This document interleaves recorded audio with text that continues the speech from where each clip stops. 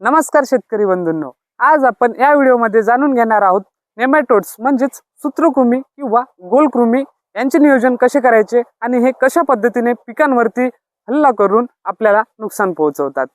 तर सूत्रकृमी हे जमिनीमध्ये असतात, पिकांच्या मुळांवरती हल्ला करतात, म्हणजेच मुळांच्या आतमध्ये शिरून तिथे स्वतःची संख्या वाढवतात आणि मुळांवरती गाठीसारखे आकार तयार करतात। यांचे झाडावरती लक्षणं म्हणजेच झाडांची वाढ खुंटून झाड हे पिवळं पडून वाढताना आपल्याला दिसतात। तशीच दुसरी लक्षणे बघता आपल्याला झाडांची मुळे खोदून पाहावी लागतात, त्यामध्ये मुळांवरती गाठी गाठी तयार झालेल्या दिसतात।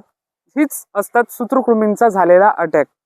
याच्यामुळे झाड पाणी आणि अन्नद्रव्ये यांची उचल करू शकत नाही, म्हणून झाड पिवळं आणि वाढ खुंटून मरत असते। यांचे जैविक नियोजन करायचे झाल्यास पॅसिलोमायसिस लिलॅसिनस नावाची मित्रबुरशी किंवा पोशोनिया क्लोमॅटोस्पुरियम नावाची मित्रबुरशी वापरल्यास नेमॅटोड्सच्या अंडींना नाश करण्यासाठी मदत करते, तसेच मादी नेमॅटोड्सना मारण्यासाठी सुद्धा मदत करते।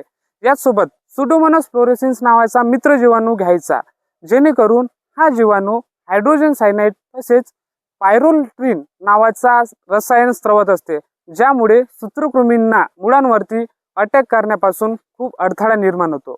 याच सोबत ट्रायकोडर्मा विरिडी किंवा हर्जेनियम सोबत मायकोरायझा या मित्रबुरशींचा वापर केल्यास या मित्रबुरशी मुळांभोवती स्वतःचे एक रक्षकात्मक भिंतिका तयार करते, ज्यामुळे पिकांवरती किंवा मुळांवरती सूत्रकृमींना अटॅक करण्यापासून अडथळा निर्माण होतो।